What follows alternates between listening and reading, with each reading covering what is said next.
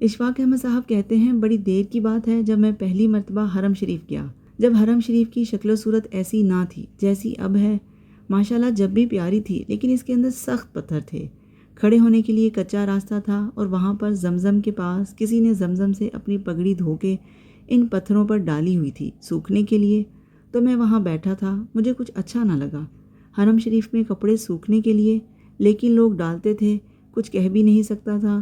وہ آدمی جب پگڑی سوکھی ہوئی اٹھانے کے لیے آیا تو میں نے پوچھا، بھائی صاحب آپ کہاں کے ہیں؟ کہنے لگا میں پاکستان سے ہوں۔ میں نے کہا بڑی خوشی کی بات ہے، پگڑی سے اندازہ لگایا تھا کہ آپ وہیں کے ہوں گے، ویسے آپ کون سے علاقے سے ہیں؟ کہنے لگا سائیں میں سندھی ہوں۔ میں نے کہا بڑی برکت والی بات ہے، چونکہ آپ مذہب کے بہت قریب ہوتے ہیں، بڑے ماننے والے لوگ ہوتے ہیں، اور ان میں بڑی محبت اور جذبہ ہوتا ہے۔ تو میں نے کہا سائیں آپ یہاں کب سے ہیں؟ کہنے لگا بابا میں تو 18 برس سے ہوں۔ تو میں نے کہا آپ یہاں کیا کرتے ہیں؟ لگتا ہے آپ کسی خاص پروجیکٹ کے ساتھ آئے ہیں۔ کہنے لگا ہم ایسے ہی چل کے آگے تھے یہاں رہنے کے لیے، صبح سویرے اٹھ کے منڈی میں بوجھ ڈھوتے ہیں، اس کے 2 4 5 ریال مل جاتے ہیں، اس سے ہم اپنا روٹی کھانا کرتے ہیں، پھر ہم آ کے حرم میں بیٹھ جاتے ہیں اور اس پر نگاہ لگا کر بیٹھ جاتے ہیں اور اس کو دیکھتے رہتے ہیں۔ میں نے کہا تو پھر آپ جب یہاں آ جاتے ہیں اور حرم میں بیٹھتے ہیں تو آپ حرم میں کیا کرتے ہیں یعنی؟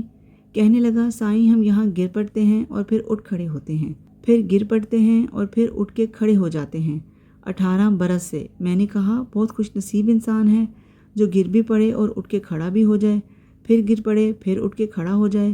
تو یہ بڑی برکت کی بات ہے ان ماننے والے لوگوں کی جو تسلیم کر لیتے ہیں اس بات کو، جو ہمیں فریم ورک عطا کیا گیا ہے وہ صحیح ہے، مناسب ہے، اور اسی کے مطابق ہم اپنی زندگی بسر کریں گے۔ لیکن اس کے ساتھ انسانی کمزوری ہے، گرنے والا جو مقام آتا ہے تو وہ بھی ساتھ چلتا ہے۔ اس وقت آدمی یہ ضرور سوچتا ہے کہ یہ میرے ساتھ، میرے دوستوں کے ساتھ، میرے عزیزوں کے ساتھ کیا ہوا؟ تو اس میں عزیزان گرامی زیادہ کوتاہی اس بات کی ہوتی ہے کہ انسان جو ہے وہ بڑا بے صبرا اور ناشکرا ہے، اور اس کی ایک خاصیت ہے چھوٹے سے چھوٹے دھبے کو پھیلا کر نہ صرف اپنی زندگی پر، نہ صرف اپنے علاقے پر، بلکہ ساری دنیا پر محیط کر لیتا ہے اور خود اس کے دائرے کی لپیٹ میں آ جاتا ہے۔ اگر آپ غور کریں تو مصائب اور مشکلات اتنی ہی شدید ہوتی ہیں جتنا کہ آپ نے ان کو بنا دیا ہوتا ہے، اور وہ آپ کی ساری زندگی کا حصہ ہوتی ہیں، ساری زندگی نہیں ہوتی۔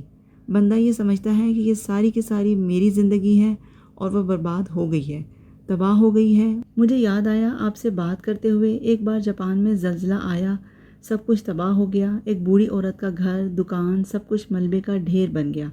صحافی نے پوچھا اب کیا کریں گی؟ وہ مسکرا کر بولی میں زندہ ہوں، میرے بچے زندہ ہیں، باقی سب دوبارہ بن جائے گا، شکر ہے۔ کچھ عرصے بعد اسی عورت نے اپنی چھوٹی سی دکان دوبارہ کھڑی کر لی، پہلے سے بھی بہتر۔ لوگوں نے پوچھا راز کیا ہے؟ اس نے کہا جو مل جائے اس پر شکر کرو، جو چھن جائے اس پر صبر کرو، یہی زندگی کا اصول ہے۔ تو آج کی اس تحریر نے ہمیں ایک بہت گہرا سوال دیا ہے، کیا انسان اپنی تقدیر کا فیصلہ خود کرتا ہے یا یہ سب پہلے سے طے شدہ ہے؟ اشفاق احمد صاحب نے جس خوبصورتی سے یہ بات سمجھائی وہ شاید ہی کوئی اور سمجھا سکے۔ انہوں نے کہا کہ خوش قسمتی اور بدقسمتی ہمارے اختیار میں نہیں، کوئی امیر گھر میں آنکھ کھولتا ہے، کوئی غریب کے آنگن میں، کسی کو صحت ملتی ہے، کسی کو بیماری، یہ سب فیصلے ہم سے پہلے ہو چکے ہوتے ہیں۔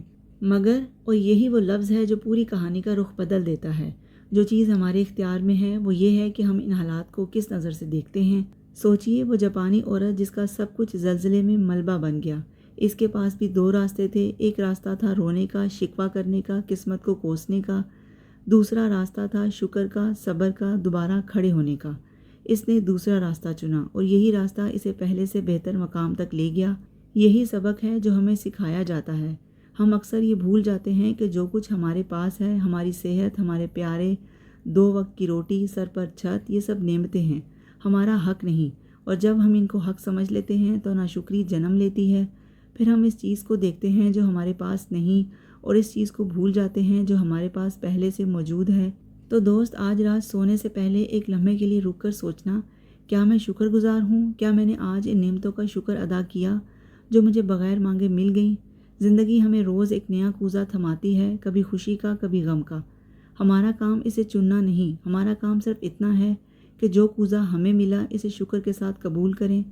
اگر آج کی اس تحریر نے آپ کے دل کو چھوا ہو تو اپنے پیاروں کے ساتھ ضرور بانٹیے گا، زاویہ کا سفر یہی نہیں رکتا، اگلی قسط میں ہم ایک اور گہرے موضوع پر بات کریں گے۔ تب تک کے لیے اپنا خیال رکھیے گا، اپنوں کا خیال رکھیے گا، اور جو کچھ آپ کے پاس ہے اس پر دل سے شکر ادا کیجیے گا۔ اللہ حافظ۔